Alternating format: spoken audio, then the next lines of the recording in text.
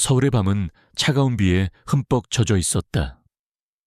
거대한 도시의 심장을 적시는 빗줄기는 넌사인의 불빛을 흐릿하게 번지게 했고, 아스팔트 위로는 끝없이 검은 강물이 흐르는 듯했다. 대부분의 사람들이 따뜻한 집으로 돌아가 안도의 한숨을 내쉴 시간. 서유진은 희망동물병원이라는 작은 간판 아래에서 마지막 정리를 하고 있었다. 유진에게 병원은 단순한 일터가 아니었다. 수의사였던 아버지가 남긴 유산이자 그녀의 모든 꿈과 땀이 서린 공간이었다. 하지만 현실은 냉혹했다. 낡은 의료기기와 매달 압박해오는 대출금은 28살의 그녀가 감당하기에는 너무나 무거운 짐이었다. 그녀는 지친 어깨를 한번 으쓱하고는 마지막으로 남은 고양이 환자의 케이지를 닦으며 깊은 한숨을 내쉬었다. 그래도 내일은 또 해가 뜨겠지. 스스로를 다독이는 작은 목소리가 텅 빈 진료실에 울렸다. 그때였다. 병원 뒷문 쪽에서 쿵 하는 둔탁한 소리가 빗소리를 뚫고 희미하게 들려왔다. 유진은 하던 일을 멈추고 귀를 기울였다. 길고양이가 쓰레기통이라도 엎은 것일까? 아니면 술 취한 사람이 기댄 것일까? 대수롭지 않게 여기려 했지만 무언가 불길한 예감이 그녀의 발목을 잡았다. 망설임은 길지 않았다. 유진은 손에 들고 있던 소독용 솜을 내려놓고 조심스럽게 뒷문으로 향했다. 낡은 철문을 열자 차가운 밤 공기와 함께 빗물이 훅 끼쳐왔다. 어두운 골목길, 희미한 가로등 불빛 아래 무언가 거대한 형체가 쓰러져 있었다. 심장이 철렁 내려앉았다. 저기요, 괜찮으세요? 그녀의 목소리는 빗소리에 묻혀 제대로 전달되지 않았다. 유진은 작은 처마 밑으로 뛰어나가 쓰러진 형체에 다가갔다. 가까이 다가갈수록 비릿한 피 냄새가 코를 찔렀다. 남자는 값비싸 보이는 검은 정장을 입고 있었지만 옷은 흙과 빗물로 엉망이었고 옆구리 쪽은 검붉은 피로 흠뻑 젖어 있었다. 남자의 얼굴은 창백했고 숨소리는 거의 들리지 않았다. 순간 머릿속이 하얘졌다. 경찰에 신고해야 한다. 구급차를 불러야 한다. 이성적인 판단이 머리를 스쳤지만 그녀의 눈은 남자의 상처에 고정되었다. 예리한 칼에 베인 듯한 상처. 단순한 사고가 아니었다. 험악한 싸움에 휘말렸거나 혹은 그보다 더 끔찍한 일일 수도 있었다. 만약 이 남자가 위험한 사람이라면 신고를 했을 때 자신에게 어떤 불똥이 튈지 알 수 없었다. 유진의 시선이 남자의 손목으로 향했다. 흠뻑 젖은 셔츠 소매 아래로 언뜻 보이는 시계는 어둠 속에서도 묵직한 존재감을 뽐내고 있었다. 그녀가 평생 만져볼 일도 없을 법한 고급 브랜드의 물건이었다. 이 남자는 평범한 사람이 아니다. 그리고 그의 상처는 그가 처한 위험을 명백히 보여주고 있었다. 신고하는 순간 이 남자를 쫓는 자들이 경찰보다 먼저 이곳에 들이닥칠지도 모른다. 그녀 안에서 수의사로서의 본능과 한 개인의 두려움이 격렬하게 충돌했다. 눈앞의 생명을 외면할 수 없다는 의무감, 그리고 자신을 위험에 빠뜨리고 싶지 않다는 생존 본능. 젠장, 모르겠다. 결국 유진의 입에서 나온 것은 거친 욕설이었다. 그녀는 더 이상 고민하지 않기로 했다. 일단 살리고 봐야 했다. 그녀는 가녀린 체구라고는 믿기지 않는 힘으로 남자를 부축했다. 남자는 의식이 없는 와중에도 고통스러운 신음을 흘렸다. 비에 젖은 그의 몸은 얼음장처럼 차가웠고 생각보다 훨씬 무거웠다. 병원 안으로 남자를 끌고 들어오는 것은 거의 사투에 가까웠다. 유진은 숨을 헐떡이며 진료실 바닥에 그를 조심스럽게 눕혔다. 동물들을 치료하던 차가운 수술대 위에 사람을 눕힐 수는 없었다. 그녀는 급히 담요 몇 개를 가져와 바닥에 깔고 그의 몸을 덮었다. 이제부터가 진짜 시작이었다. 유진은 심호흡을 한번 하고 전문가의 눈으로 상처를 살폈다. 찢어진 셔츠 사이로 드러난 상처는 생각보다 깊었다. 다행히 주요 장기는 비껴간 듯했지만 출혈이 심했다. 이대로 두면 과다출혈로 위험해질 수 있었다. 그녀는 망설일 시간이 없었다. 동물용으로 구비해둔 소독약과 생리식 염수, 거즈와 봉합용실, 그리고 항생제를 재빨리 챙겼다. 사람에게 쓰는 것과 성분은 크게 다르지 않았지만 엄연히 불법 의료 행위였다. 하지만 지금은 그런 것을 따질 때가 아니었다. 조금만 참아요. 아플 거예요. 의식이 없는 남자에게 말을 걸며 유진은 능숙한 손놀림으로 상처를 소독하기 시작했다. 소독약이 닿자 남자의 몸이 미세하게 경련했다. 그녀는 그의 어깨를 가볍게 누르며 작업을 계속했다. 상처 주변의 옷을 잘라내고 이물질을 제거하고 내부 조직의 손상 여부를 확인했다. 몇 년간 수많은 동물들을 수술하며 다져진 실력이었다. 대상이 사람으로 바뀌었을 뿐. 생명을 다루는 손길의 무게는 같았다. 가장 어려운 것은 봉합이었다. 유진은 이마의 땀이 송골송골 맺히는 것을 느끼며 집중했다. 그녀는 조심스럽게 바늘을 떠서 피부 조직을 한 땀 한 땀 꿰매기 시작했다. 그녀의 작은 진료실에는 시계 초침소리와 거친 빗소리, 그리고 남자의 희미한 숨소리만이 가득했다. 몇 시간이 흘렀을까? 마지막 매듭을 짓고 상처 위를 깨끗한 거즈로 덮었을 때 유진은 온몸의 긴장이 풀리는 것을 느꼈다. 그녀는 젖은 남자의 옷을 조심스럽게 벗기고 마른 수건으로 몸을 닦아주었다. 그의 몸은 단단한 근육으로 다져져 있었고 곳곳에 희미한 흉터들이 보였다. 평탄한 삶을 살아온 사람의 몸이 아니었다. 유진은 항생제와 진통제를 주사하고 수액을 연결했다. 할 수 있는 응급처치는 모두 끝났다. 이제 남은 것은 남자의 의지와 운명에 맡기는 수밖에 없었다. 그녀는 녹초가 된 몸을 이끌고 작은 소파에 주저앉았다. 바닥에 누워있는 낯선 남자를 바라보며 자신이 무슨 일을 저지른 건지 새삼 깨달았다. 만약 저 남자가 죽기라도 한다면 혹은 깨어나서 자신을 해치려 든다면 불안감이 엄습했지만 희미하게나마 안정을 되찾은 남자의 숨소리를 듣고 있자니 후회는 들지 않았다. 그녀는 그저 의사로서, 한 인간으로서 해야 할 일을 했을 뿐이었다. 피로가 몰려오며 유진의 눈꺼풀이 서서히 감겼다. 얼마나 지났을까? 유진은 몸을 꿰뚫는 듯한 차갑고 날카로운 시선에 잠에서 깼다. 반사적으로 고개를 들자 바닥에 누워있던 남자가 눈을 뜨고 자신을 쏘아보고 있었다. 어둠 속에서도 그의 눈빛은 맹수처럼 형형하게 빛나고 있었다. 누구지? 남자의 목소리는 깊고 낮았으며 극도의 경계심이 서려 있었다. 그는 고통을 참으며 상체를 일으키려 했다. 움직이지 마세요. 상처가 벌어져요.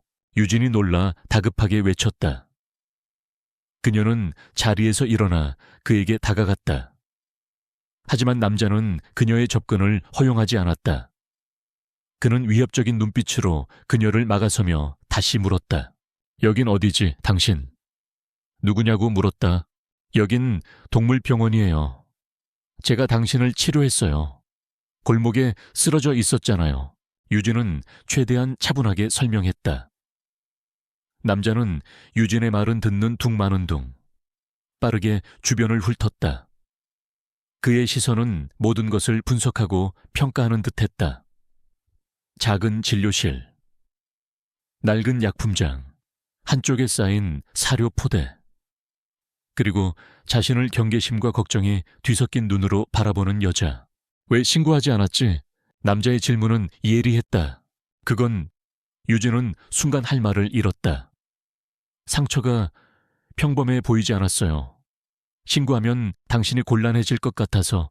남자는 그녀의 말을 자르지 않고 끝까지 들었다.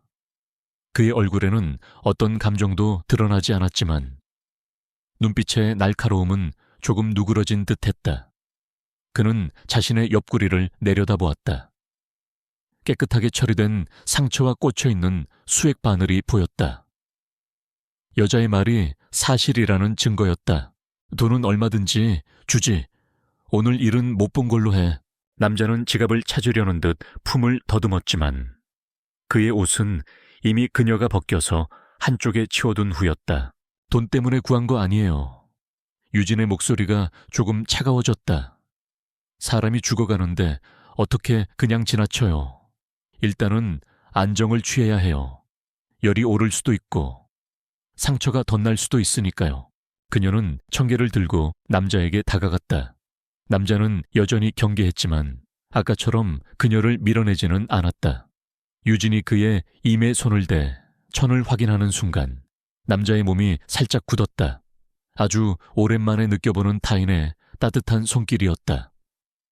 늘 긴장과 암투 속에서 살아온 그에게 아무런 대가도 바라지 않는 순수한 호의는 낯설고 혼란스러운 감각이었다. 남자의 이름은 강민준. 대한민국을 움직이는 거대 기업 JH그룹의 최연소 회장이었다. 그리고 몇 시간 전 그는 가장 믿었던 측근의 배신으로 죽음의 문턱까지 갔다가 겨우 도망친 참이었다. 그의 머릿속은 복수와 방역에 대한 계획으로 가득 차 있었다.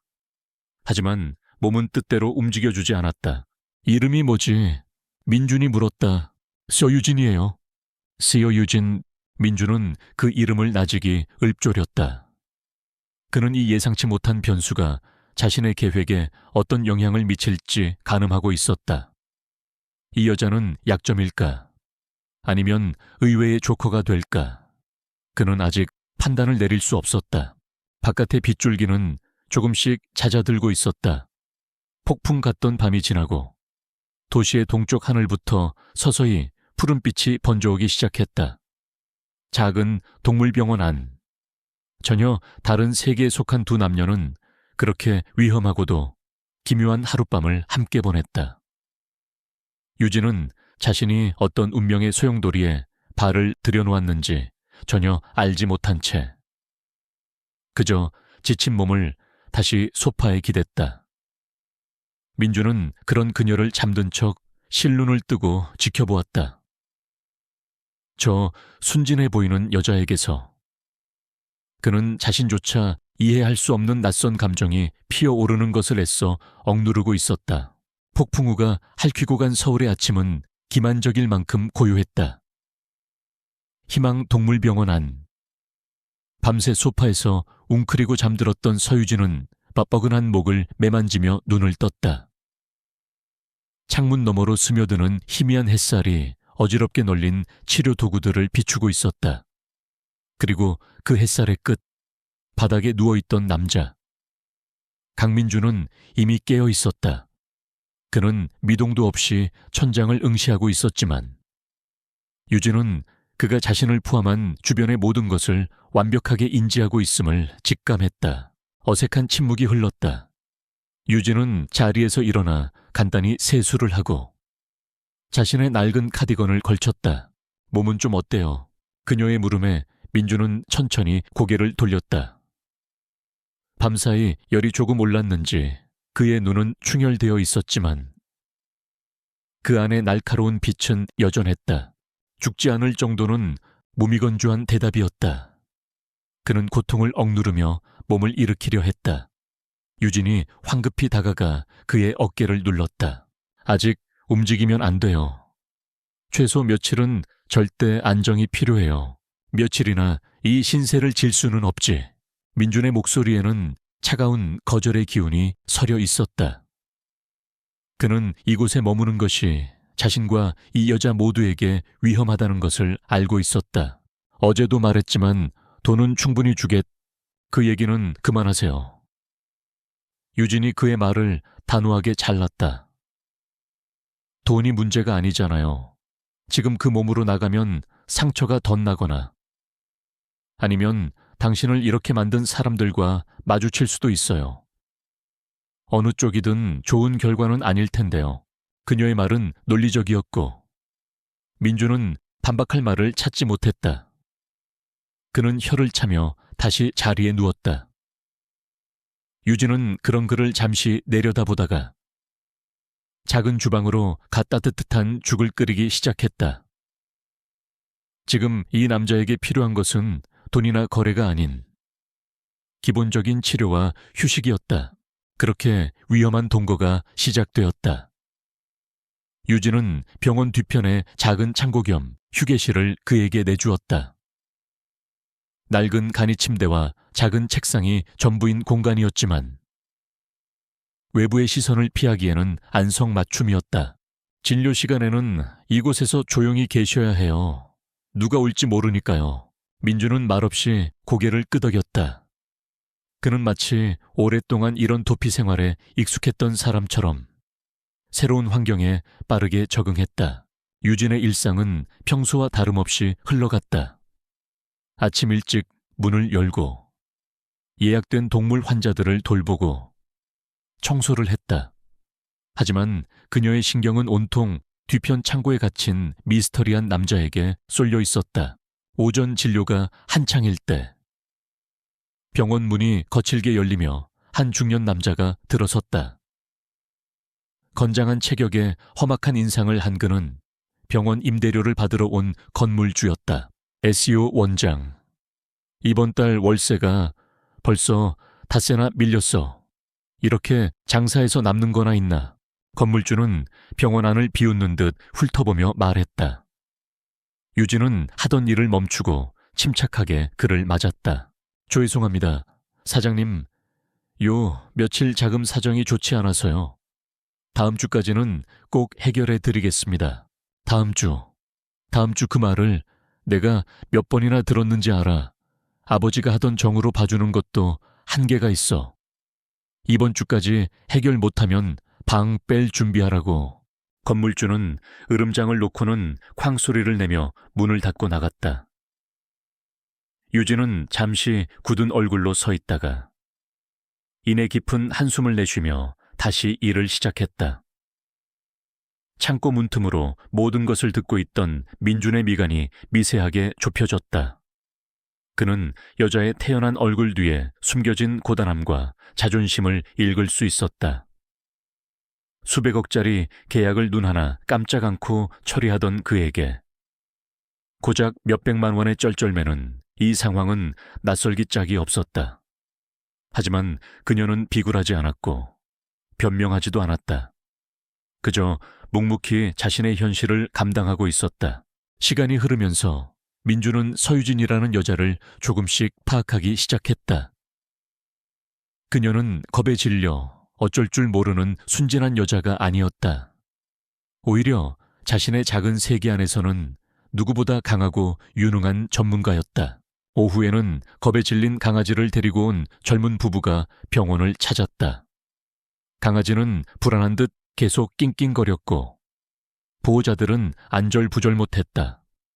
유진은 부드러운 목소리로 보호자들을 안심시키고 능숙한 손길로 강아지를 진정시켰다. 그녀의 손길에는 동물을 향한 진심 어린 애정과 깊은 이해가 담겨 있었다. 괜찮아. 아가 무서웠지? 이제 괜찮을 거야. 그녀가 강아지에게 속삭이는 목소리는 민준이 누워있는 창고까지 희미하게 들려왔다. 늘 배신과 의심, 냉혹한 계산만이 가득했던 그의 세계에는 존재하지 않는 종류의 따뜻함이었다. 그는 자기도 모르게 쓴웃음을 지었다. 어쩌면 자신이 가장 경멸했던, 비효율적이고 감상적인 저런 모습이 때로는 가장 강한 힘을 가질 수도 있겠다는 생각이 처음으로 들었다. 하지만 민준이 가진 의심의 끈은 쉽게 놓아지지 않았다. 그는 틈틈이 유진을 관찰하며 그녀가 드러내는 작은 단서들을 놓치지 않았다. 그리고 동시에 그 자신도 무심코 자신의 정체를 드러내는 흔적들을 흘리고 있었다. 유진이 식사를 가져다 주었을 때 민주는 무의식적으로 자신의 왼쪽 손목을 확인했다. 상처를 치료하느라 풀어두었던 시계가 없다는 사실을 뒤늦게 깨달았다. 그가 찾던 시계는 유진이 그의 소지품과 함께 작은 상자에 넣어둔 상태였다. 유진이 상자를 가져다 주자 민주는 말없이 시계를 꺼내 들었다. 파텍 필립 그랜드 컴플리케이션. 수억 원을 호가하는, 돈이 있어도 구하기 힘든 명품 시계였다. 유진은 시계 브랜드를 잘 몰랐지만 복잡하고 정교한 디자인과 묵직한 백금의 광채만으로도 그것이 평범한 물건이 아님을 직감할 수 있었다. 저런 시계를 차는 사람이 어쩌다 뒷골목에서 칼에 찔려 쓰러져 있었을까? 그녀의 의문은 점점 더 깊어졌다. 결정적인 순간은 창고 안의 낡은 텔레비전에서 뉴스가 흘러나올 때 찾아왔다. JH그룹의 경영권 분쟁에 대한 뉴스가 나오고 있었다. 아나운서는 현 회장인 강민준의 갑작스러운 실종으로 인해 주가가 폭락하고 있으며 유력한 차기 주자로 최진석 전무가 거론되고 있다고 보도했다. 그때 뉴스를 보고 있던 민준이 경멸적인 목소리로 나직이 중얼거렸다. 멍청한 놈. 지금 주가를 떨어뜨리는 건 단기적인 투자 심리를 위축시켜서 지분을 확보하려는 속셈이겠지. 하지만 해외 신용등급 하락은 생각 못하나. 최진석. 그릇이 딱 거기까지군. 그의 분석은 날카롭고 정확했다. 마치 이 모든 상황을 손바닥 위에 놓고 들여다보는 사람 같았다. 죽을 가져다 주러 들어왔던 유진은 그 말을 똑똑히 들었다. 온몸에 소름이 돋았다. 평범한 동네 건달이나 빚쟁이가 할 수 있는 수준의 분석이 아니었다.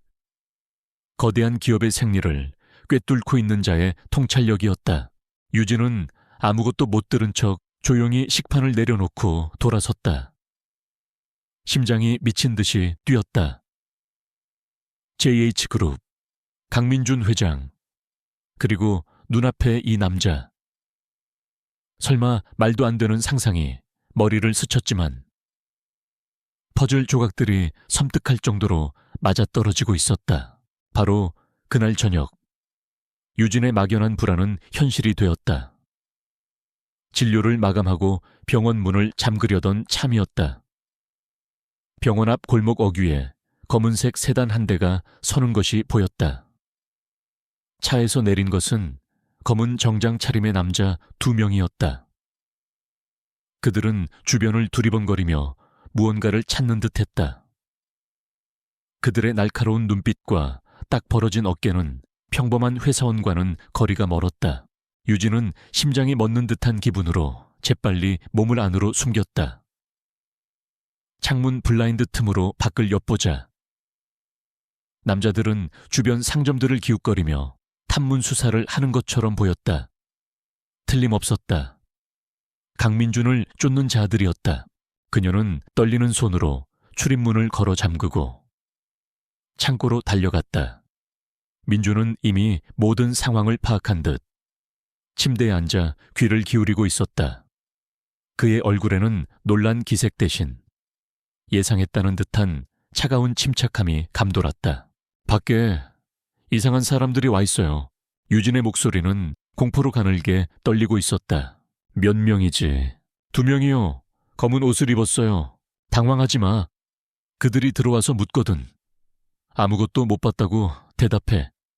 평소처럼 행동하는 게 중요해. 민준의 목소리는 낮고 차분했지만 그 안에는 사람을 복종하게 만드는 힘이 있었다.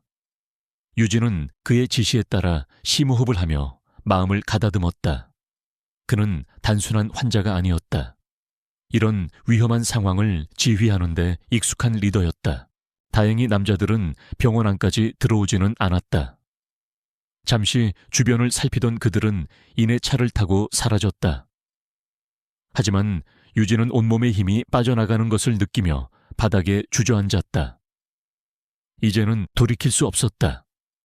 그녀는 거대한 범죄, 혹은 음모의 한가운데에 발을 들여놓은 것이었다. 그날 밤 두 사람 사이에는 무거운 침묵이 흘렀다. 유진은 더 이상 그에게 아무것도 묻지 않았다. 묻지 않아도 알 것 같았다.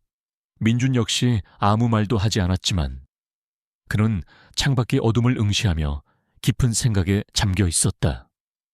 자신의 존재가 이 선량한 여자를 얼마나 큰 위험에 빠뜨렸는지 그는 누구보다 잘 알고 있었다. 이곳에 더 이상 머물 수 없다는 것도. 민주는 결심을 굳혔다.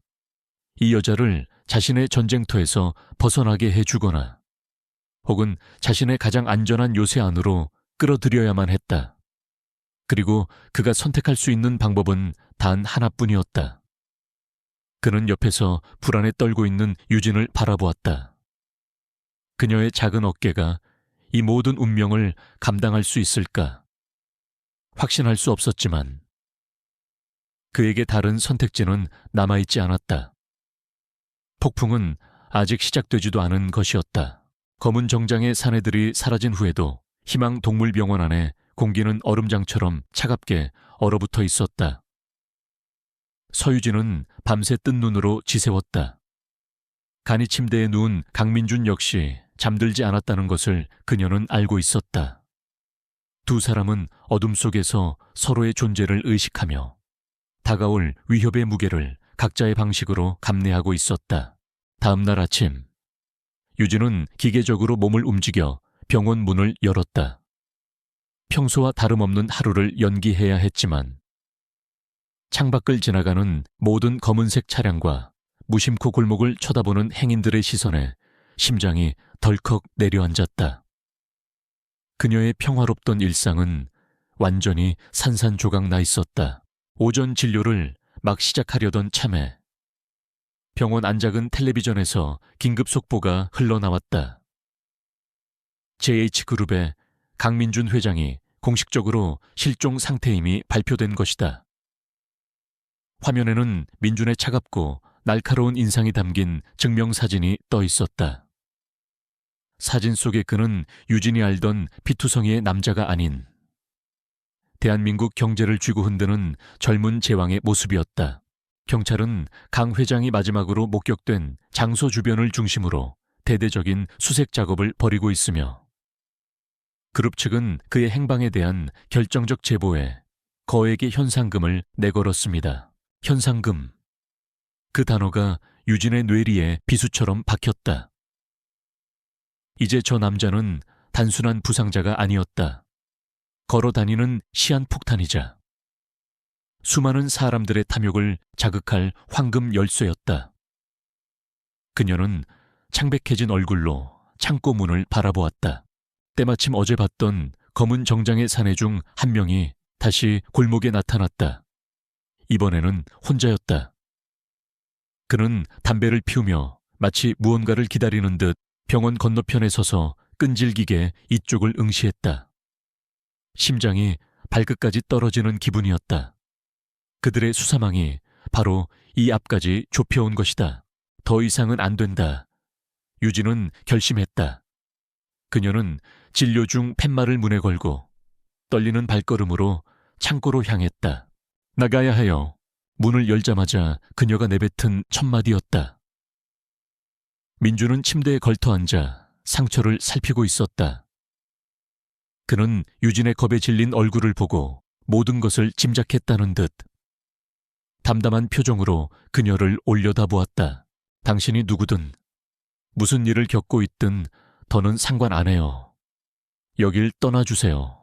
제발 저까지 위험하게 만들지 말아주세요. 유진의 목소리는 애원에 가까웠다. 민주는 천천히 자리에서 일어섰다. 아직 완벽히 회복되지 않은 몸이었지만 그의 움직임에는 조금의 흐트러짐도 없었다. 그는 유진의 앞으로 다가와 그녀의 눈을 똑바로 응시했다. 그의 깊은 눈동자 앞에서 유진은 자기도 모르게 뒷걸음질 쳤다. 미안하게 됐군. 이미 늦었어. 내 이름은 강민준, 뉴스에서 말하는 그 JH그룹 회장이다.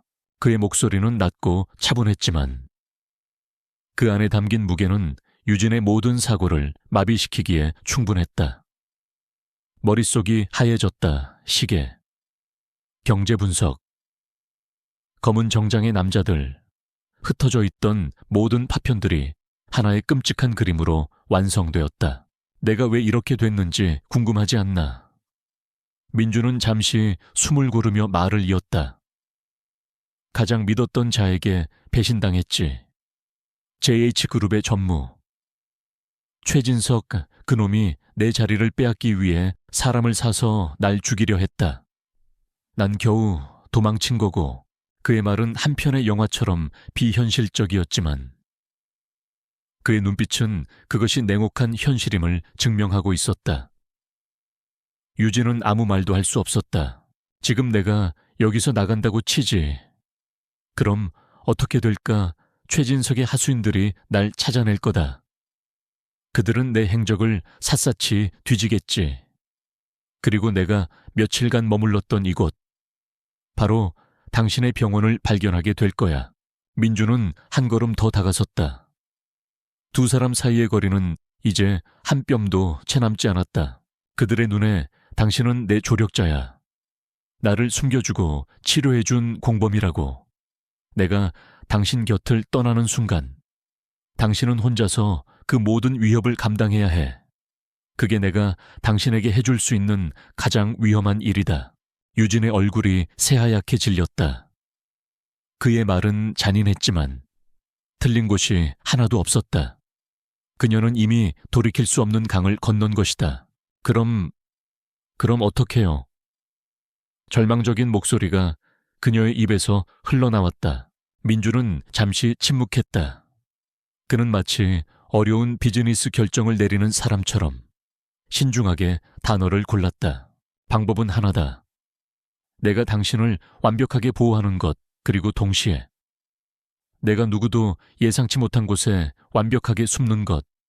이 두 가지 문제를 한 번에 해결할 방법 말이야.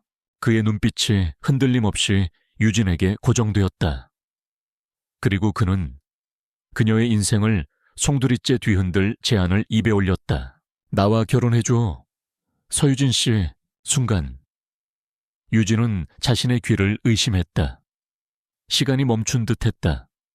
창밖의 소음도, 자신의 심장 소리도 들리지 않았다. 눈앞의 남자가 하는 말을 뇌가 이해하기를 거부했다. 너 지금 뭐라고? 물론 진짜 결혼이 아니야. 계약 결혼이다. 민주는 그녀가 감정적인 충격에서 벗어나기도 전에 냉정한 비즈니스맨의 목소리로 조건을 나열하기 시작했다. 첫째, 당신의 안전을 보장한다. 내 아내가 되는 순간 당신은 JH그룹 안주인으로서 공식적인 보호를 받게 돼. 최진석이라도 함부로 당신을 건드릴 수 없게 되지. 그건 전면전을 선포하는 거나 마찬가지니까. 둘째, 당신의 모든 경제적 문제를 해결해 주지. 이 병원의 대출금, 생활비, 당신이 가진 모든 빚을 청산해 주겠다. 아니, 이 병원 건물을 아예 당신 명의로 사주지. 그리고 위자료 명목으로 당신이 평생 돈 걱정 없이 살 수 있는 금액을 선지급하겠다. 100억, 현금으로 100억.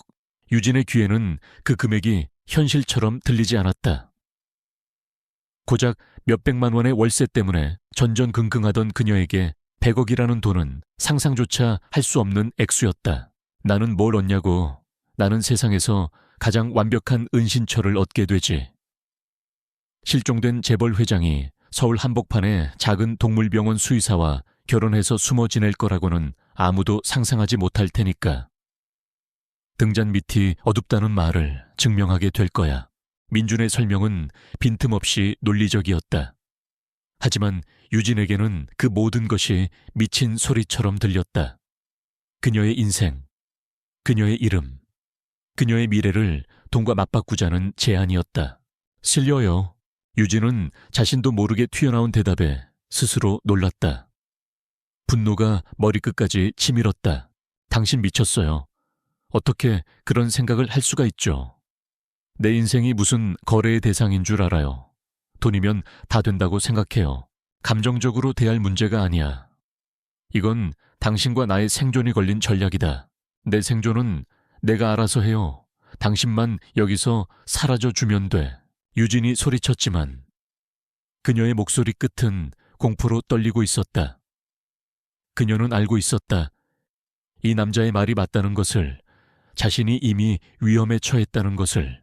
민주는 그녀의 분노를 묵묵히 받아냈다. 그는 잠시 후 품 안에서 작은 휴대폰을 꺼내 버튼을 몇 개 눌렀다. 잠시 후 병원 문을 누군가 노크했다. 유진이 경계하며 망설이는 사이 민준이 말했다. 내 사람이다. 문 열어줘. 유진은 마지못해 병원 문을 열었다.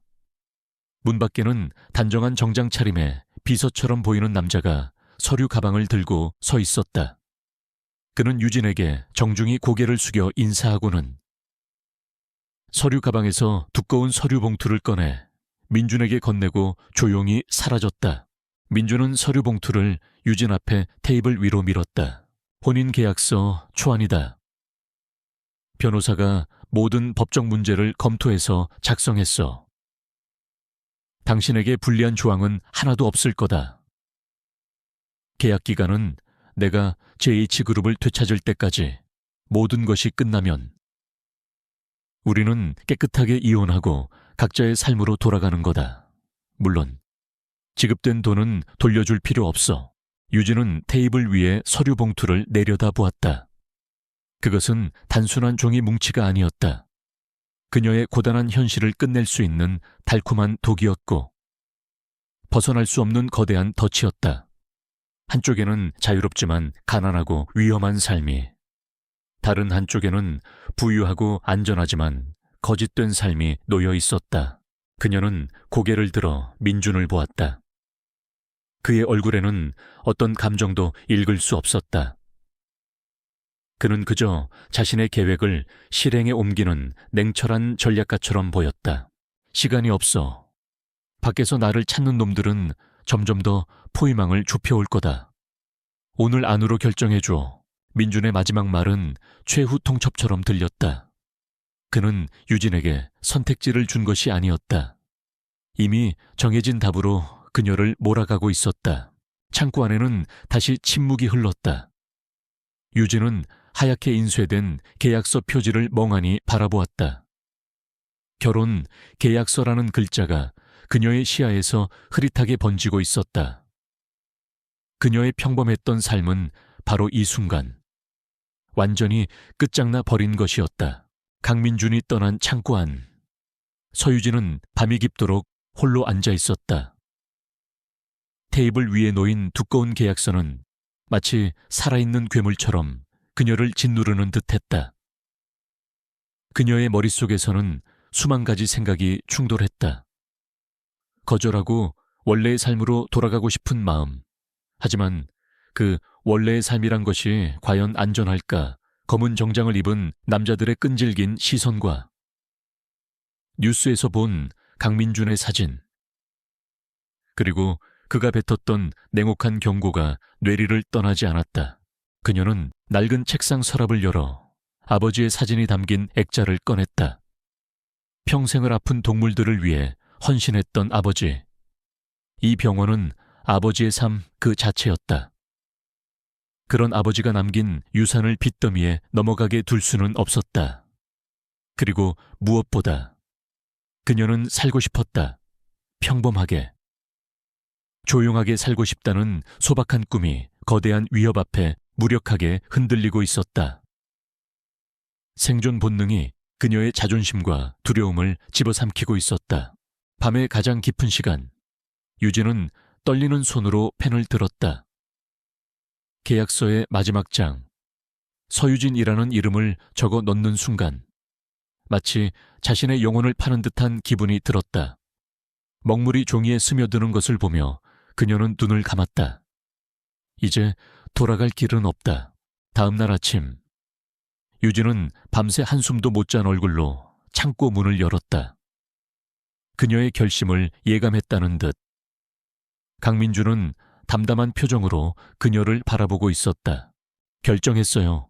유진은 계약서를 그에게 건넸다. 민주는 그녀의 서명을 확인하고는 짧게 고개를 끄덕였다. 그의 얼굴에는 안도나 기쁨 같은 감정은 없었다.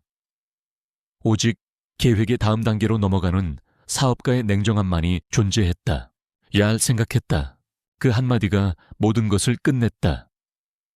그 순간부터 모든 것이 일사천리로 진행되었다. 민주는 그의 비서에게 연락했고 1시간도 차에되지 않아 지난밤에 봤던 김 비서가 다시 병원 앞에 나타났다. 이번에는 그의 손에 커다란 가방이 들려 있었다. 사모님, 갈아입으실 옷입니다. 회장님께서 준비하셨습니다. 사모님. 그 낯선 호칭에 유진의 어깨가 움츠러들었다. 가방 안에는 평범하지만 고급스러운 원피스와 신발이 들어있었다. 그녀가 지금 입고 있는 낡은 청바지와는 어울리지 않는 옷들이었다. 이것이 새로운 세계로 들어가기 위한 첫 번째 관문이었다. 그날 밤, 유진은 희망동물병원의 문을 마지막으로 잠갔다. 김 비서의 안내에 따라 병원 뒷골목에 대기하고 있던 검은색 세단에 올라탔다. 민주는 이미 뒷좌석에 앉아 있었다. 차는 소리 없이 미끄러지며 어둠 속으로 사라졌다. 익숙한 동네의 풍경이 창밖으로 빠르게 스쳐 지나갔다. 그녀는 자신의 과거를 통째로 버리고 떠나는 기분이었다. 차가 도착한 곳은 서울의 부촌으로 유명한 평창동의 한 언덕이었다. 차가 육중한 철문을 통과하자 유진의 눈앞에 거대한 요새 같은 저택이 나타났다. 현대적이면서도 위압적인 디자인의 건물은 차가운 달빛 아래 그 자체로 하나의 권력처럼 보였다. 그녀가 살던 작은 원룸과는 차원이 다른, 완전히 다른 세계의 상징이었다. 저택 현관문이 열리자 훈련된 집사와 사용인들이 일렬로 서서 고개를 숙였다. 돌아오셨습니까? 회장님, 그들의 목소리는 감정이 배제된 채 기계처럼 울렸다. 유진은 그들의 무표정한 얼굴과 자신을 훑는 미묘한 시선 속에서 보이지 않는 벽을 느꼈다. 그녀는 이곳의 주인이 아닌 침입자였다. 저택 내부는 외부보다 더 압도적이었다. 높은 천장, 대리석 바닥, 유명 작가의 미술품들, 모든 것이 그녀의 현실 감각을 마비시켰다. 민주는 자신의 영역으로 돌아오자 완전히 다른 사람이 되었다. 그는 더 이상 상처 입은 도망자가 아니었다. 이 거대한 성의 주인이자 절대적인 권력자였다. 그는 집세계 몇 가지를 짧게 지시했고 집사는 한치의 오차도 없이 명령을 수행했다. 사모님의 방을 안내해 드려라. 한 나이 든 하녀가 유진을 2층의 한 방으로 안내했다. 그곳은 그녀의 병원 전체보다 더 넓어 보이는 스위트룸이었다. 방 한쪽의 드레스룸 문을 열자 믿을 수 없는 광경이 펼쳐졌다. 수십 벌의 명품 옷과 구두, 가방들이 이미 사이즈에 맞게 완벽하게 준비되어 있었다. 마치 수의사 서유진의 흔적을 지우고 강민준의 아내라는 새로운 인형을 만들어내려는 듯했다. 유진은 값비싼 옷들 사이에서 깊은 소외감을 느꼈다. 그 사이 강민준은 자신의 서재에서 방역의 첫 수를 던졌다. 그는 변호인단을 통해 유진과의 혼인신고를 극비리에 마쳤고 곧바로 JH그룹 홍보팀을 통해 언론 전체에 보도자료를 배포했다. 실종된 JH그룹 강민준 회장, 극비리 깜짝 결혼 발표. 이 소식은 제기에 떨어진 핵폭탄과도 같았다. 다음 날 아침, 대한민국 모든 신문과 뉴스의 헤드라인은 강민준의 결혼 소식으로 도배되었다.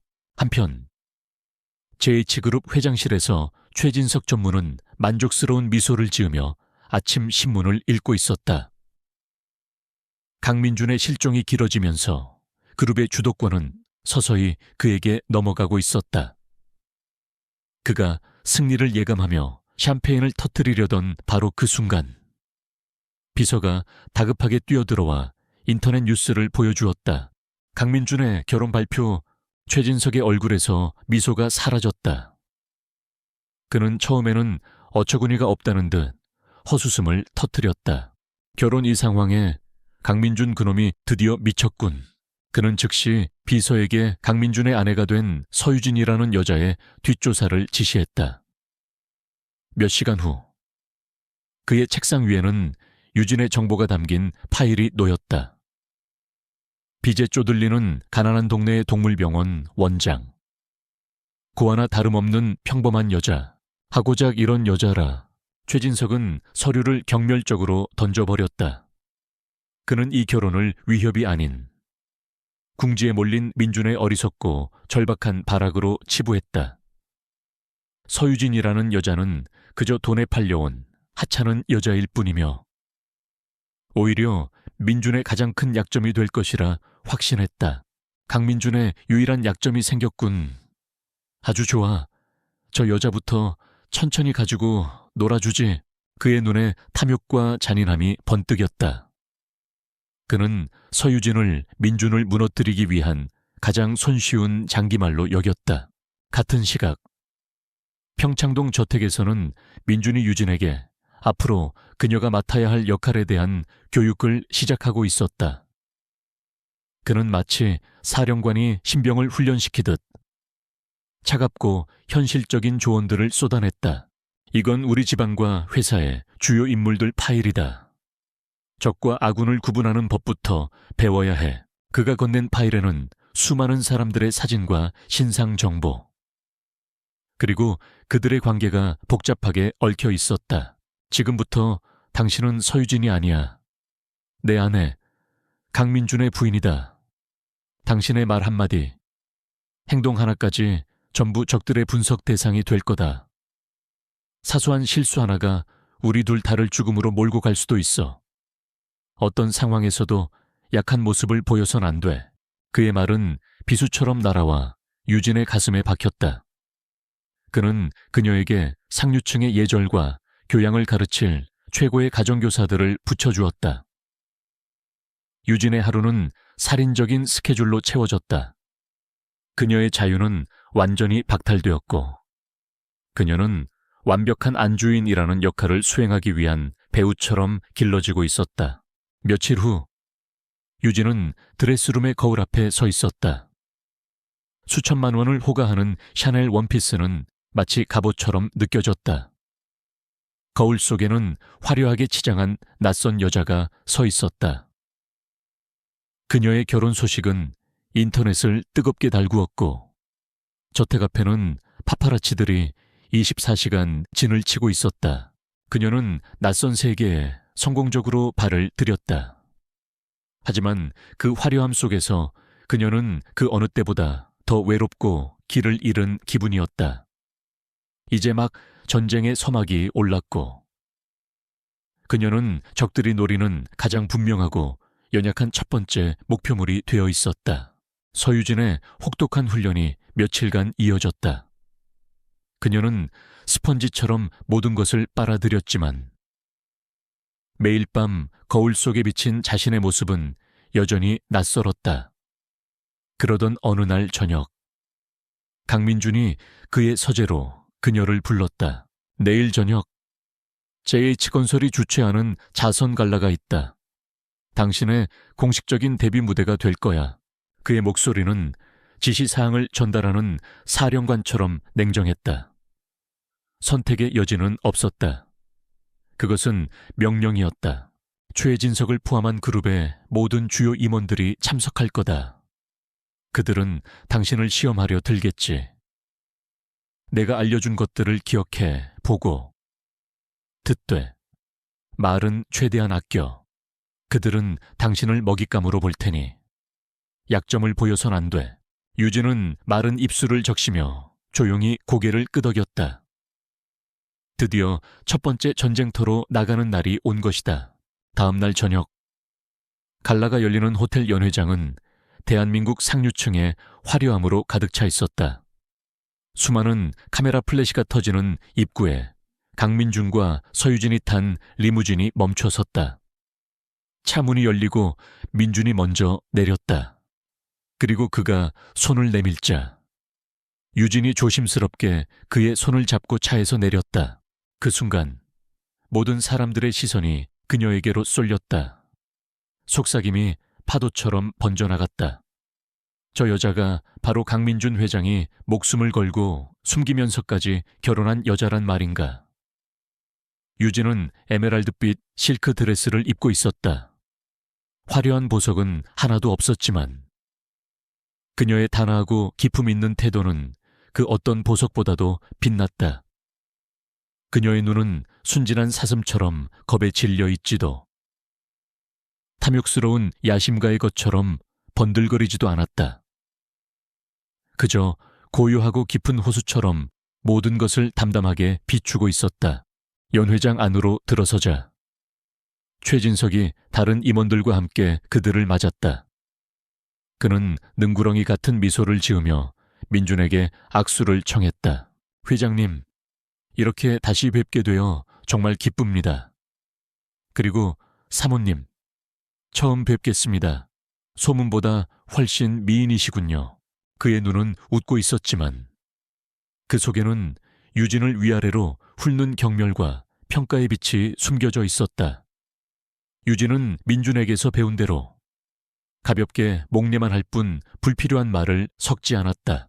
잠시 후 민준이 다른 기업 총수들과 인사를 나누기 위해 잠시 자리를 비운 사이 상어떼가 피냄새를 맡은 것처럼 여자들이 유진의 주위로 모여들었다.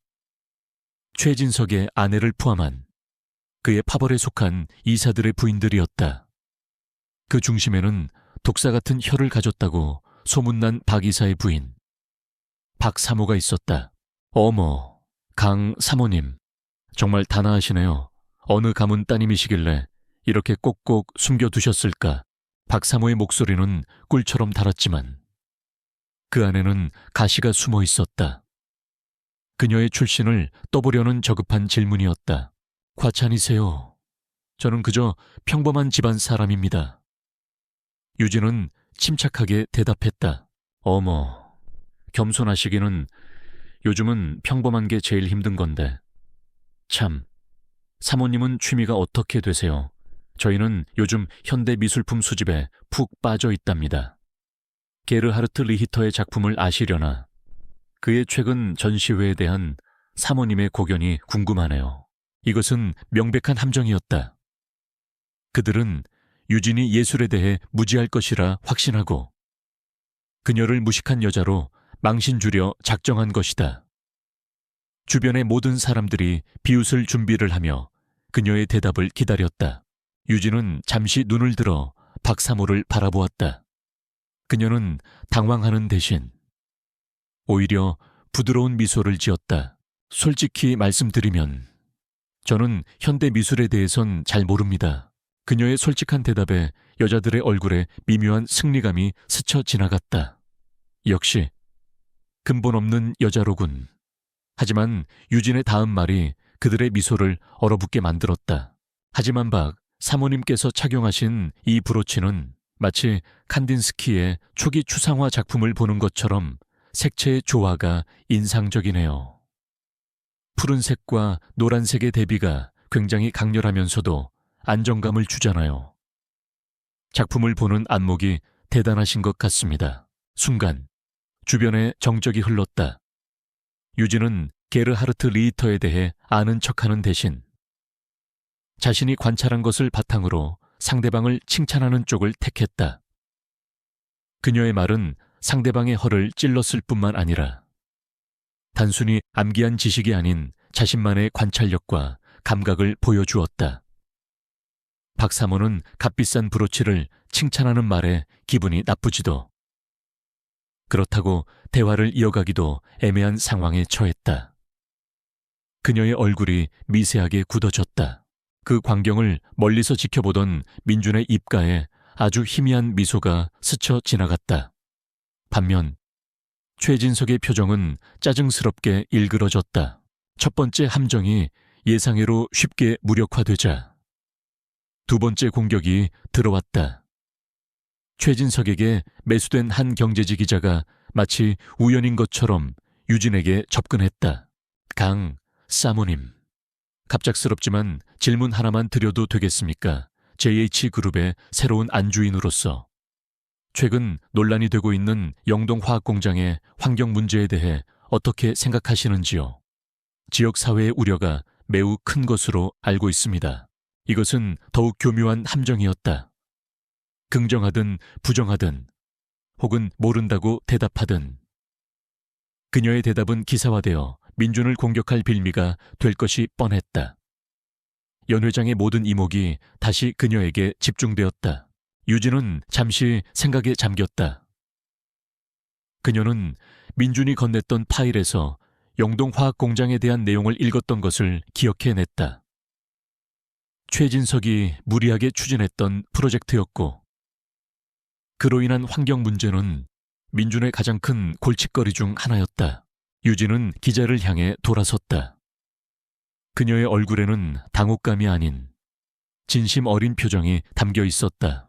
저는 기업 경영에 대해서는 아는 바가 없습니다. 저는 그저 작은 생명들을 돌보는 일을 해왔을 뿐이니까요. 그녀는 자신의 과거를 솔직하게 드러내며 자신을 낮추었다. 기자의 눈에 실망감이 스치는 순간 그녀가 말을 이었다.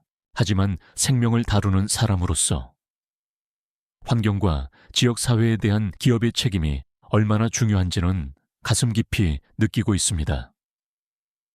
눈에 보이지 않는 작은 생명 하나하나가 모여 거대한 생태계를 이루는 것처럼 기업도 사회의 일부로서 그 책임을 다해야 한다고 생각해요. 저는 제 남편이 그리고 JH그룹이 그 책임을 다하기 위해 최선을 다할 것이라고 믿습니다. 그녀의 대답은 완벽했다.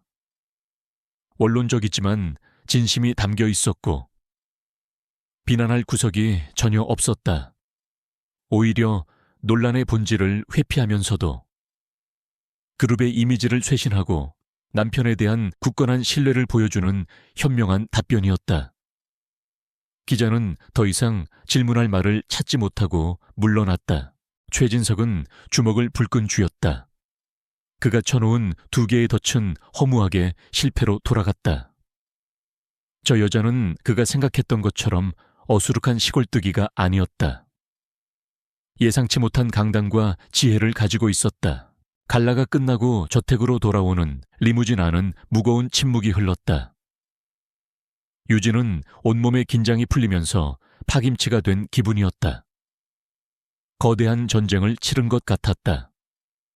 그녀는 자신이 실수는 하지 않았는지, 민준의 계획에 흠집을 내지는 않았는지 걱정하며 그의 눈치를 살폈다.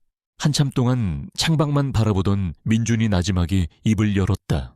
오늘 잘했어. 그것은 그가 그녀에게 처음으로 건넨 진심 어린 칭찬이었다. 감정이 거의 실리지 않은 건조한 말투였지만 유진은 그 안에 담긴 희미한 인정의 기운을 느낄 수 있었다. 그녀는 놀라 그를 쳐다보았다. 달빛에 비친 그의 옆 얼굴이 이전보다 조금은 부드러워 보였다. 그 순간 두 사람 사이에는 단순한 계약 관계를 넘어선 미묘한 유대감, 마치 전우애 같은 감정이 싹트고 있었다. 같은 시각 자신의 사무실로 돌아온 최진석은 분노의 차집기를 부수고 있었다. 멍청한 계집애인 줄 알았더니 그의 간단한 계획은 처참하게 실패했다. 그는 서유진을 너무 얕보았다. 쉽게 부서질 줄 알았던 장기말이 예상치 못한 방식으로 방역을 가해왔다. 그는 깨달았다. 이제부터는 더 공격적이고 잔인한 방법을 사용해야 한다는 것을. 그의 눈의 살기가 번뜩였다. 게임의 판도는 바뀌었고 그의 분노는 하늘을 찌를 듯했다. 자선 갈래서의 성공적인 데뷔 이후 평창동 저택의 공기는 미묘하게 변해 있었다. 강민주는 더 이상 서유진을 지시를 기다리는 부하처럼 대하지 않았다. 그의 눈빛에는 경계심 대신 가치를 알아본 동맹에 대한 존중이 담겨 있었다. 저택의 사용인들 역시 회장의 달라진 태도를 민감하게 감지했다. 그들은 이제 유진을 사모님이라는 직함에 걸맞은 진정한 존중심을 담아 대하기 시작했다. 유진은 이 변화를 느꼈지만 여전히 조심성을 잃지 않았다. 이 고요함이 또 다른 폭풍의 전조일 수 있다는 것을 그녀는 알고 있었다. 아니나 다를까. 최진석의 방역은 예상보다 교활한 방식으로 시작되었다. 그는 JH그룹이 차세대 성장 동력으로 비밀리에 개발 중이던 바이오 신약 기술에 대한 악의적인 정보를 시장에 흘렸다. 임상시험 과정에서 치명적인 부작용이 발견되었으나 그룹이 이를 은폐하고 있다는 내용이었다. 정보의 출처는 불분명했지만 그 파급력은 엄청났다. JH그룹의 주가는 곤두박질치기 시작했고 해외 투자 파트너들은 동요하며 해명을 요구해왔다. 며칠 밤낮으로 민주는 서재에 틀어박혀 이 문제와 씨름했다. 서재의 거대한 스크린에는 복잡한 데이터와 주가 그래프, 그리고 분 단위로 쏟아지는 부정적인 기사들이 가득 차 있었다. 그는 수십 통의 전화를 받고 날카로운 지시를 내리며 사태를 수습하려 했지만 한번 퍼지기 시작한 불신이라는 바이러스는 쉽게 잡히지 않았다. 그날 밤도 유진은 잠을 이루지 못하고 있었다. 자정이 넘은 시간, 그녀는 따뜻한 차를 들고 조심스럽게 서재 문을 노크했다. 안에서는 민준의 지친 목소리가 흘러나왔다. 눌러와. 서재 안은 담배 연기와 긴장감으로 가득했다. 민준은 넥타이를 풀어 헤친 채 핏발 선눈으로 스크린을 응시하고 있었다. 유진은 말없이 그의 책상 위에 찻잔을 내려놓았다. 최진석이 신뢰의 위기를 조장하고 있어. 문제는 기술이 아니라 사람들의 인식이야. 한번 등을 돌린 대중의 마음을 되돌리는 건 쉽지 않지. 민주는 마치 혼잣말처럼 혹은 그녀의 존재를 잊은 것처럼 중얼거렸다. 그는 도움을 구한 것이 아니라 그저 머릿속에 가득 찬 좌절감을 쏟아낸 것뿐이었다. 유진은 복잡한 그래프 대신 그의 지친 얼굴을 바라보았다. 그녀는 CEO의 관점이 아닌 늘 생명을 다루던 사람의 관점에서 문제를 보았다. 제가 돌보던 동물 중에 사람에게 심하게 학대당해서 마음의 문을 닫아버린 유기견이 있었어요. 그녀는 조용히 입을 열었다. 그 아이에게는 아무리 좋은 먹이를 주고 안전한 집을 제공해도 소용없었어요. 섣부른 접근은 오히려 아이를 더 겁먹게 만들 뿐이었죠. 민주는 처음에는 그녀의 뜬금없는 이야기에 의아한 듯 고개를 들었다. 그럼 어떻게 했는데? 정면으로 다가가지 않았어요. 그냥 멀찍이 앉아서 제 할 일을 했어요.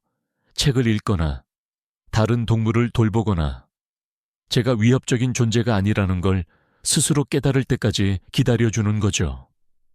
중요한 건 힘을 과시하는 게 아니라 신뢰를 쌓는 거였어요. 시간이 걸리더라도 그게 유일한 방법이었죠. 유진의 말은 기업의 위기 관리와는 아무 상관없는 이야기처럼 들렸다. 하지만 그 순간 민준의 머릿속에서 무언가 번쩍했다. 그는 지금까지 냉철한 데이터와 공식적인 보도자료로 루머를 반박하는, 즉 정면으로 다가가는 방식만을 생각해왔다. 하지만 유진의 말대로 지금 필요한 것은 강압적인 해명이 아니라 대중의 불안한 마음을 진정시키고 신뢰를 회복하는 우회적인 접근법일지도 모른다. 그의 눈빛이 달라졌다. 이리 와서 앉아봐. 처음으로. 민준이 그녀를 자신의 싸움에 동참시켰다. 그는 최진석이 퍼뜨린 루머의 내용과 현재 상황을 그녀가 이해할 수 있는 언어로 설명해 주었다.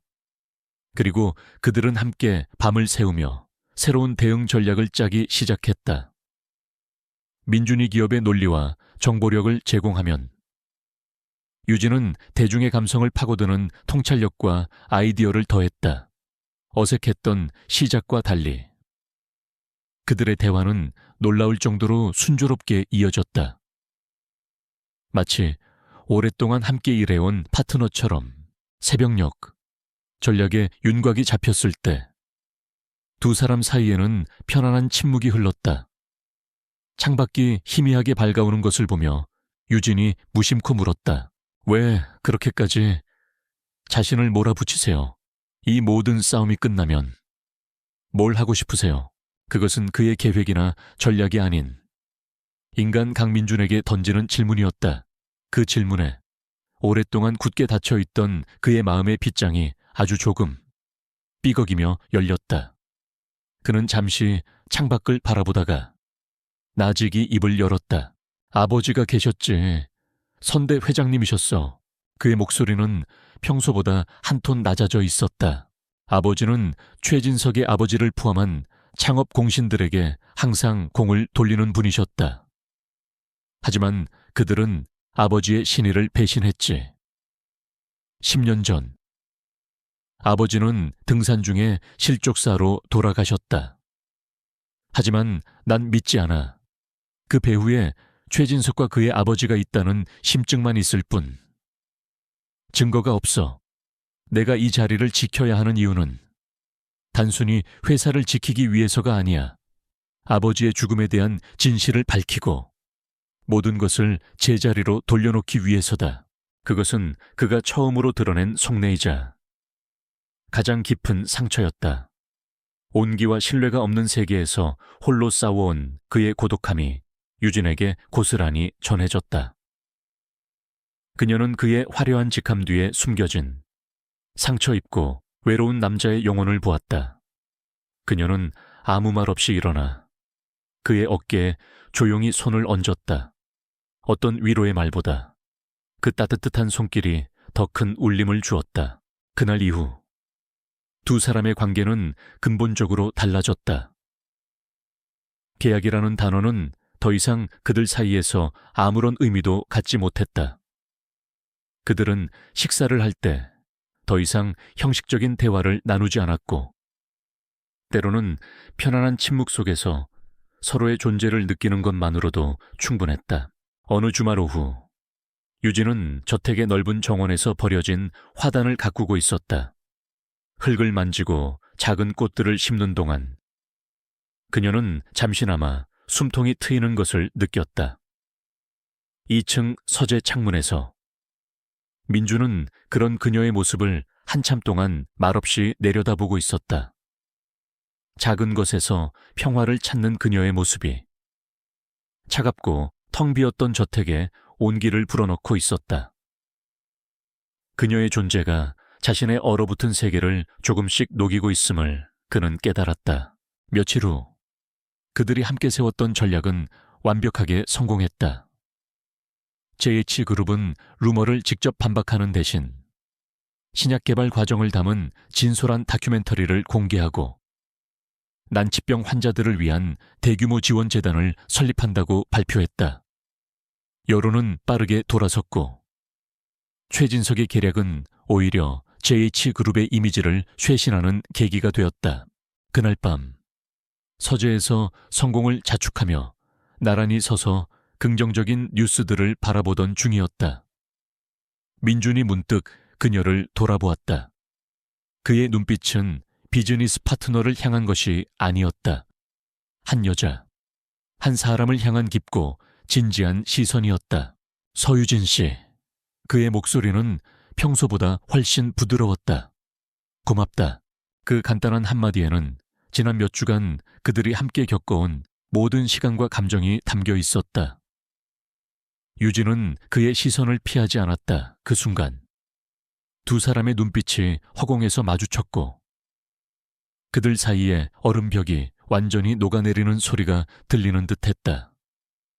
계약이라는 이름으로 시작된 관계는 이제 그 누구도 예측할 수 없는 방향으로 흐르기 시작했다. 강민준과 서유진 사이에 얼음벽이 녹아내리면서 평창동의 거대한 저택에는 이전에는 없었던 온기가 감돌기 시작했다. 그들은 더 이상 계약서상의 파트너가 아니었다.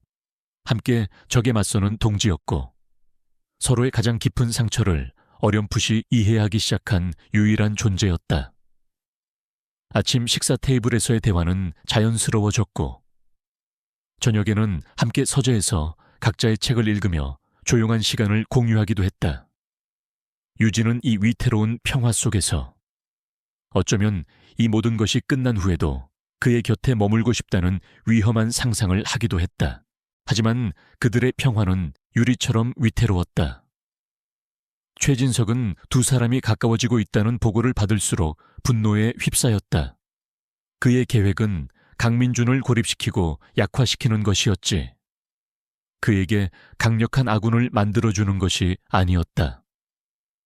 서유진이라는 여자가 예상외로 강단이 있다는 것을 깨달은 그는 이제 정면 승부가 아닌 그녀의 가장 약한 고리를 공격하기로 마음먹었다. 그녀가 애지중지하는 과거의 흔적들을 잔인하게 짓밟아버리기로 공격은 교묘하게 시작되었다. 어느 날 유진은 김 비서로부터 청천벽력 같은 소식을 전해 들었다. 그녀가 잠시 문을 닫아두었던 희망동물병원의 구청 위생과 소방서, 세무서에서 동시에 조사가 나왔다는 것이었다. 말도 안 되는 사소한 규정들을 꼬투리 잡아 시정 명령을 내렸고 막대한 과태료를 부과했으며 최악의 경우 수의사 면허를 취소할 수도 있다는 협박까지 해왔다. 그것은 명백히 누군가의 지시로 이루어진 표적 조사였다. 최진석 지시겠지. 민주는 서류를 내려다보며 차갑게 말했다. 그의 눈에는 분노가 이글거렸다. 유진은 불안했지만 법적으로 대응하면 해결할 수 있을 거라 생각했다. 하지만 최진석의 공격은 거기서 그치지 않았다. 그는 유진의 주변 인물들을 향해 마술을 뻗쳤다. 병원의 의료기기를 납품하던 업체는 하루아침에 JH그룹의 다른 자회사로부터 계약 파기를 통보받았다. 유진에게 월세를 독촉하면서도 내심 그녀를 걱정해주던 건물주는 세무조사라는 압박을 받기 시작했다. 그녀와 가끔 커피를 마시던 동네 친구마저 남자친구의 회사가 부당한 감사를 받게 되었다. 그 소식들을 전해 들은 유진의 얼굴은 하얗게 질려갔다. 자신 때문에 아무 상관없는 선량한 사람들이 고통받고 있었다.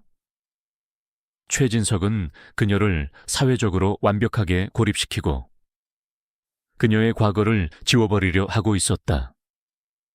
그녀는 엄청난 죄책감에 휩싸였다. 나 때문에 모든 사람들이. 민주는 그녀의 떨리는 어깨를 감싸 안았다. 당신 탓이 아니야. 그놈이 비열한 거지. 내가 해결하겠어. 민준이 자신의 인맥을 동원해 방어에 나섰지만 최진석의 공격은 더욱 노골적이고 폭력적으로 변해갔다. 결국 터질 것이 터졌다. 그날 밤 김 비서로부터 다급한 전화가 걸려왔다. 회장님, 병원이 습격당했습니다. 민준의 얼굴이 얼음처럼 굳었다. 그는 유진이 충격받을 것을 염려해 조용히 통화를 마치려 했지만 유진은 이미 그의 표정을 보고 모든 것을 알아차렸다. 병원에 무슨 일 있어요? 민준은 차마 대답할 수 없었다. 유진은 그의 침묵에서 최악의 상황을 읽었다. 그녀는 겉옷을 챙겨들고 미친 듯이 밖으로 뛰쳐나가려 했다. 안 돼. 위험해. 민준이 그녀의 팔을 붙잡았지만 유진은 뿌리치며 절규했다. 가야 해요. 내 눈으로 봐야겠어요. 그곳은 내 전부란 말이에요. 그녀의 눈에서 뜨거운 눈물이 흘러내렸다. 결국 민준은 경호원들을 대동하고 그녀와 함께 병원으로 향하는 것을 허락할 수밖에 없었다. 한밤중의 희망 동물병원은 처참했다. 유리창은 산산조각 나 있었고 출입문은 부서진 채 열려 있었다. 유진은 떨리는 발걸음으로 안으로 들어섰다. 내부의 광경은 더욱 끔찍했다. 진료기구들은 부서져 나뒹굴었고 약품장은 엎어져 내용물이 바닥에 쏟아져 있었다. 그리고 하얀 벽에는 붉은색 레커로 섬뜩한 경고 문구가 휘갈겨져 있었다. 내 남편 곁에서 떨어져 더러운 년. 그것은 유진의 숨통을 끊어놓는 마지막 일격이었다. 그녀는 무너져 내렸다. 단순히 건물이 부서진 것이 아니었다. 아버지와의 추억, 그녀의 꿈, 그녀의 모든 것이 잔인하게 짓밟힌 것이다. 그녀는 바닥에 주저앉아 깨진 유리 조각과 흩어진 약품들 속에서 목 놓아 울었다. 그것은 슬픔의 눈물이자 무력감에 대한 분노의 눈물이었다. 민주는 주먹을 불끈 쥐었다. 손톱이 손바닥을 파고들어 피가 배어나왔지만 그는 고통을 느끼지 못했다. 그의 심장을 찢는 더 큰 고통은 바로 눈앞에서 절망적으로 울고 있는 유진의 모습이었다. 최진석은 선을 넘었다. 비즈니스 전쟁이 아니었다. 이것은 인격에 대한 살인이자 한 인간의 영혼을 파괴하려는 악랄한 폭력이었다. 유진을 자신의 세계로 끌어들인 것에 대한 지독한 후회와 최진석을 향한 살의에 가까운 분노가 그의 온몸을 휘감았다. 그는 유진의 곁에 다가가 조용히 무릎을 꿇었다. 그리고 그녀의 가녀린 몸을 자신의 품에 끌어안았다. 그녀의 울음이 그의 셔츠를 적셨다. 미안하다. 내가 당신을 이렇게 만들었어. 그의 목소리는 지독한 죄책감으로 갈라져 나왔다. 유진은 그의 품에서 한참을 울었다. 모든 눈물이 마를 때까지, 모든 절망을 쏟아낼 때까지 얼마나 시간이 흘렀을까. 유진의 울음이 서서히 잦아들었다. 그녀는 민준의 품에서 천천히 고개를 들었다.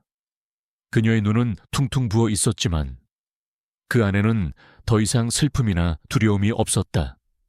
대신 차갑고 단단한 불꽃이 타오르고 있었다. 이제 무섭지 않아요. 그녀는 떨림 없는 목소리로 말했다. 더 이상 당하고만 있지 않을 거예요. 도망치지도 않을 거고요. 그 사람이 내게서 모든 걸 빼앗아 가려고 했다면 나도 똑같이 돌려주겠어요. 그 대가가 무엇이든 그를 반드시 무너뜨릴 거예요. 민주는 그녀의 눈을 바라보았다. 그녀는 더 이상 그가 보호해야 할 연약한 여자가 아니었다. 상처를 통해 강철처럼 단련된 그의 가장 강력한 동지였다. 최진석의 비열한 공격은 그녀를 무너뜨리는 대신 잠자고 있던 사자를 깨운 셈이었다. 민주는 그녀의 눈물 젖은 얼굴을 부드럽게 닦아주었다. 그리고 그의 눈에서도 똑같은 불꽃이 타올랐다. 그래, 이제 방어는 끝났어. 그는 유진을 일으켜 세웠다. 두 사람은 폐허가 된 병원 한가운데에 나란히 섰다. 짧았던 평화는 산산조각 났다. 이제 그들의 목표는 더 이상 생존이 아니었다. 복수였다. 방역할 시간이다. 민준의 나직한 목소리가 폐허 속에 울려 퍼졌다. 그것은 최진석의 파멸을 예고하는 전쟁의 서곡이었다. 희망동물병원의 폐허 속에서 돌아온 다음 날 아침, 강민준의 서재는 전쟁지휘본부로 변해 있었다. 공기는 차갑고 날카로운 분노로 가득했다. 하지만 이전과 달라진 점이 있었다. 서재의 거대한 회의용 테이블 한쪽 끝에는 늘 강민준이 앉아 있었지만 이제 그 맞은편에는 서유진이 자리하고 있었다. 그녀는 더 이상 외부인이 아니었다. 이 전쟁의 핵심 참모이자 공동지휘관이었다. 민주는 그가 가진 모든 정보를 그녀 앞에 펼쳐놓았다. 최진석의 인맥, 의심되는 비자금 계좌, 그룹 내 그의 동맹 세력, 거대한 악의 네트워크는 생각보다 훨씬 더 깊고 넓게 퍼져 있었다. 지금까지는 이 사회를 통해 최진석을 압박하고 경영권 방어에 집중해왔다. 민준이 입을 열었다. 그의 목소리에는 지독한 피로감과 분노가 섞여 있었다. 하지만 그놈은 늘 교묘하게 법망을 빠져나갔어. 이젠 전공법만으로는 안 돼. 그의 계획은 이사회 표 대결을 통해 최진석을 해임하는 전형적인 기업 전쟁의 방식이었다. 하지만 유진은 고개를 저었다. 잿더미가 된 자신의 병원을 떠올리자 그녀의 눈빛은 복수심으로 차갑게 빛났다. 그를 회사에서 내쫓는 것만으로는 부족해요. 유진이 말했다. 그녀의 목소리는 조용했지만 그 안에는 강철 같은 의지가 담겨 있었다. 그건 그가 만든 게임의 규칙 안에서 싸우는 것뿐이에요. 그는 그런 싸움을 예상하고 있을 거예요. 그가 전혀 예상하지 못하는 방식으로 공격해야 해요. 그의 사업가로서의 생명뿐만 아니라 인간으로서의 자존심과 명예까지 완전히 파괴해서 다시는 재기할 수 없도록 만들어야 해요. 우리가 상대하는 건 괴물이잖아요. 괴물이라는 사실을 만천에 드러내야죠. 그녀의 말은 민준의 허를 찔렀다. 그는 늘 이성적이고 계산적인 방식으로 싸워왔다. 하지만 유진은 최진석이라는 인간의 본질, 즉 오만하고 자기애가 강한 나르시시스트의 심리를 꿰뚫어 보고 있었다. 두 사람의 시선이 허공에서 마주쳤다. 새로운 전략이 태어나는 순간이었다. 그들은 두 갈래의 공격을 동시에 진행하기로 했다. 민준이 자금과 증거를 추적하는 물리적 공격을, 유진은 최진석의 심리를 파고들어 그를 자멸하게 만드는 심리적 공격의 판을 짜는 역할을 맡았다. 민준의 방역은 즉시 시작되었다. 그는 김비서를 필두로 수년간 비밀리에 최진석을 추적해온 유령팀을 본격적으로 가동시켰다. 그들은 그룹 내에 존재하지만 서류상으로는 존재하지 않는, 오직 민준에게만 충성하는 최고의 전문가들이었다. 그들의 임무는 최진석의 비자금 흐름에 대한 결정적이고 반박 불가능한 증거를 확보하는 것이었다. 그날부터 팽팽한 첩보전이 시작되었다. 김 비서는 한밤중에 접선 장소에서 내부 고발자로부터 비밀 장부가 담긴 USB를 건네받았다. 팀의 해커는 며칠 밤을 새워 최진석의 페이퍼 컴퍼니들이 얽힌 자금 세탁 경로를 추적해 들어갔다. 동시에 유진이 설계한 심리적 함정이 가동되기 시작했다. 그녀의 계획은 최진석의 가장 큰 약점, 즉 그의 오만함과 강민준에 대한 뿌리 깊은 열등감을 이용하는 것이었다. 그는 당신을 미워하면서도 당신처럼 되고 싶어래요. 당신을 이겼다는 쾌감을 느끼게 해줘야 해요. 그래야 방심하고 우리가 파놓은 덫에 제 발로 걸어 들어올 거예요. 유진의 조언에 따라 민준은 의도적으로 약한 모습을 연기하기 시작했다. 그는 공식 석상에서 아내의 일로 충격을 받아 판단력이 흐려진 듯한 모습을 보였다. 중요한 이사회에서는 일부러 최진석의 의견에 밀리는 듯한 태도를 취하기도 했다. 최진석은 의기양양했다. 그는 강민준이 드디어 무너지고 있다고 확신했다. 유진 역시 자신의 역할을 수행했다. 그녀는 저택의 사용인 중 최진석의 첩자가 있다는 것을 알고 있었다. 그녀는 그 첩자가 들으라는 듯 민준과의 다툼을 연기하거나 남편이 예전 같지 않다며 불안해하는 모습을 우연히 노출했다.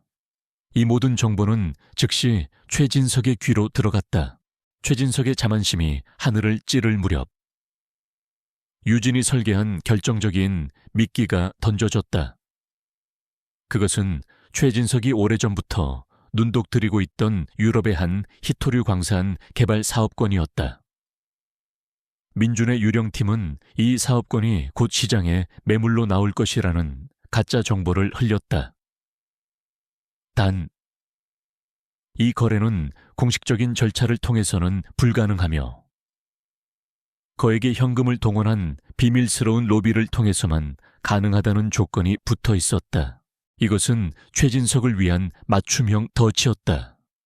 정상적인 상황이라면 의심했겠지만 강민준이 무너지고 있다고 굳게 믿고 있던 그는 이것을 JH그룹의 주인이 될 일생일대의 기회라고 생각했다. 그는 마침내 미끼를 물었다.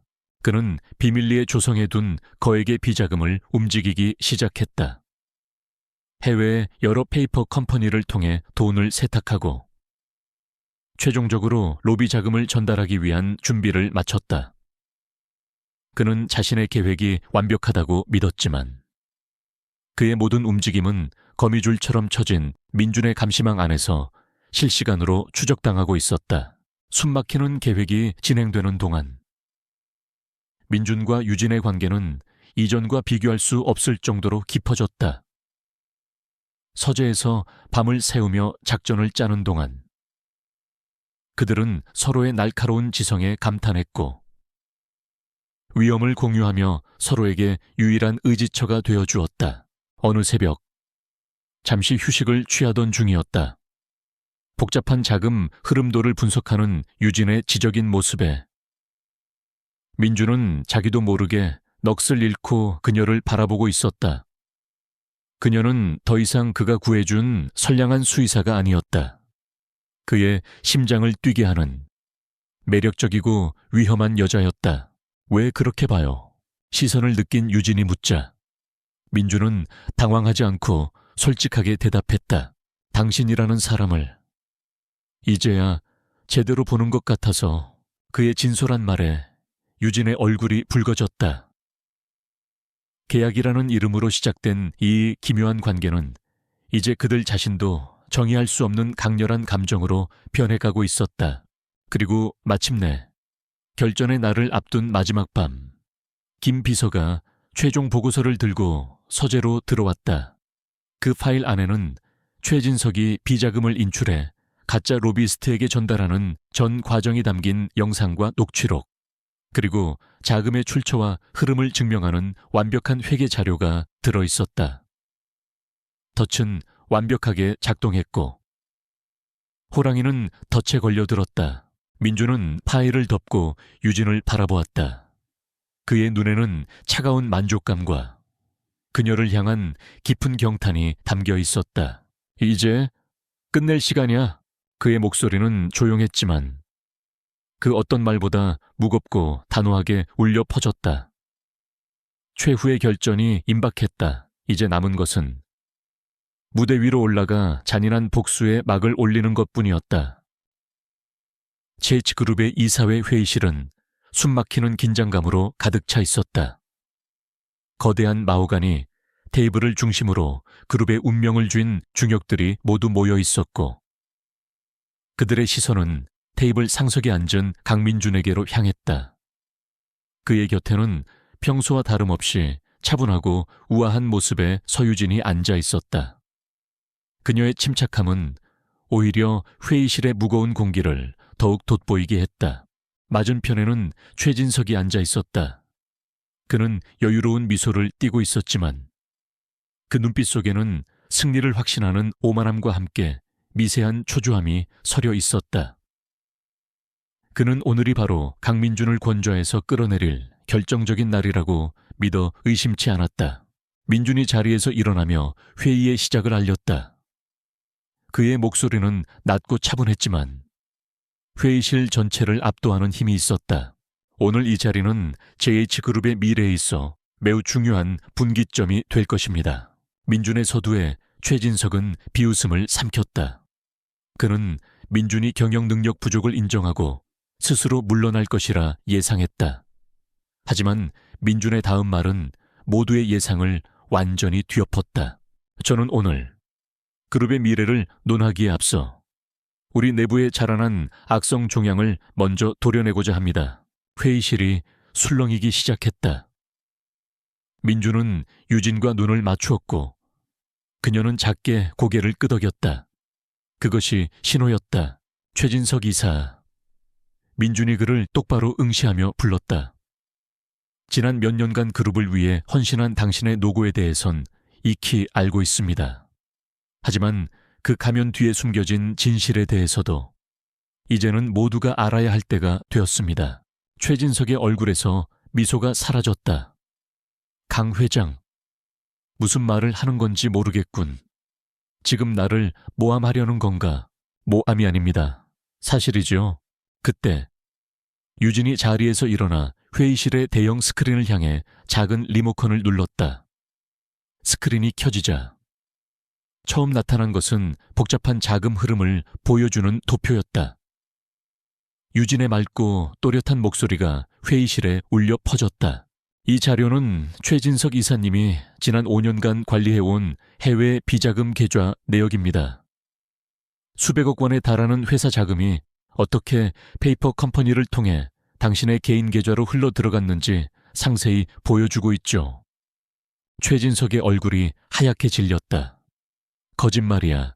저건 조작된 자료다. 하지만 유진은 멈추지 않았다. 그녀는 계속해서 스크린에 새로운 증거들을 띄웠다.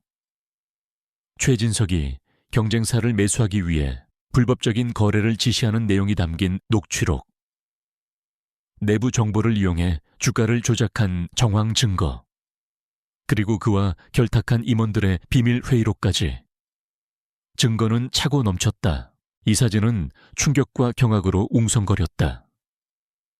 최진석을 지지하던 이들조차 그의 범죄 스케일에 말을 잃었다. 이 모든 것은 당신의 탐욕을 채우기 위한 것이었습니까? 민준이 차가운 목소리로 물었다. 아니면 다른 목적이 있었던 겁니까? 최진석은 분노로 몸을 떨며 소리쳤다. 내 놈이 뭘 안다고. 애송이 주제에 JH그룹은 원래 내 것이었어야 해. 그의 광기 어린 외침이 회의실을 가득 채웠다. 바로 그때 유진이 마지막 증거를 화면에 띄웠다. 그것은 흐릿한 CCTV 영상이었다. 비 오는 밤, 한 남자가 골목길에서 칼에 찔려 쓰러지는 장면. 그리고 범인의 얼굴이 확대되자 회의실은 경악으로 얼어붙었다. 범인은 바로 최진석의 가장 충실한 수하였다. 이 영상은 한 달 전 강민준 회장님이 피습당하셨을 당시의 영상입니다. 유진이 조용히 설명했다. 단순한 상업적 비리를 넘어 살인 미수까지 저지른 사람에게 JH그룹의 미래를 맡길 수는 없습니다. 모든 것이 끝났다. 최진석은 더 이상 부인할 수도 빠져나갈 수도 없었다. 그의 오만함은 산산조각이 났고 남은 것은 완전한 패배뿐이었다. 민준이 조용히 수화기를 들자 회의실 문이 열리고 경찰들이 들이닥쳤다. 최진석 씨, 횡령, 배임, 주가 조작 및 살인 미수 혐의로 긴급 체포합니다. 최진석은 발악하며 끌려나갔다. 그의 저주 섞인 구함이 복도 저편으로 사라질 때까지 회의실의 누구도 입을 열지 못했다. 마침내 정적이 흘렀을 때 모든 이사진이 자리에서 일어나 민준을 향해 고개를 숙였다. 그룹을 지켜낸 새로운 리더에 대한 완벽한 인정이었다.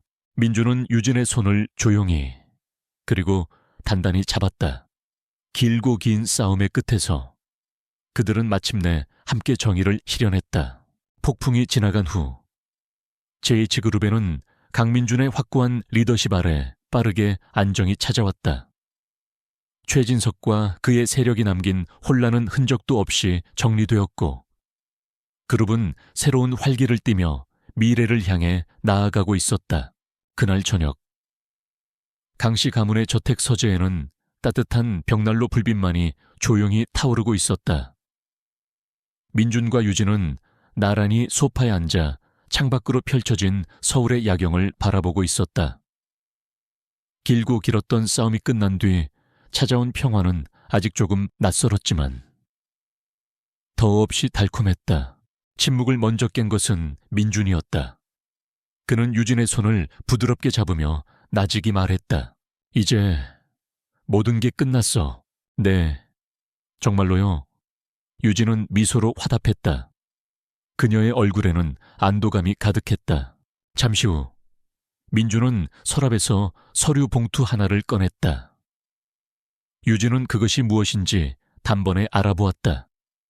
두 사람을 처음 얽어주었던, 이제는 그 존재 이유가 사라져버린 결혼 계약서였다. 이 계약은 이제 우리에게 아무런 의미가 없어졌군. 민준이 씁쓸한 미소를 지으며 말했다. 계약 조건에 따라 당신은 이제 자유야. 약속했던 모든 보상은 물론이고 당신이 원하는 것은 무엇이든 더해줄 생각이야.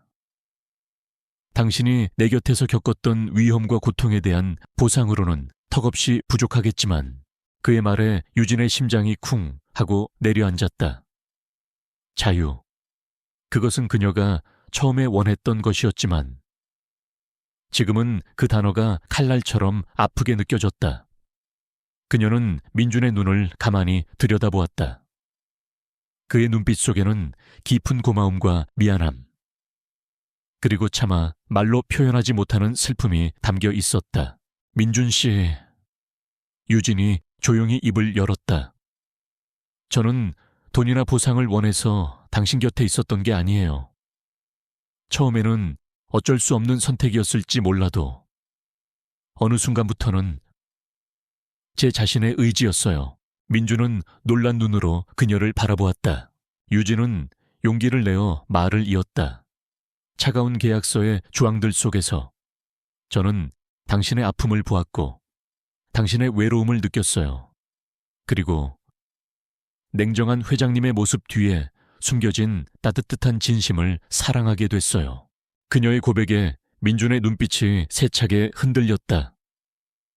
그는 잡고 있던 그녀의 손에 힘을 주었다. 이유진, 그는 오랫동안 자신의 감정을 억누르는데 익숙한 사람이었다.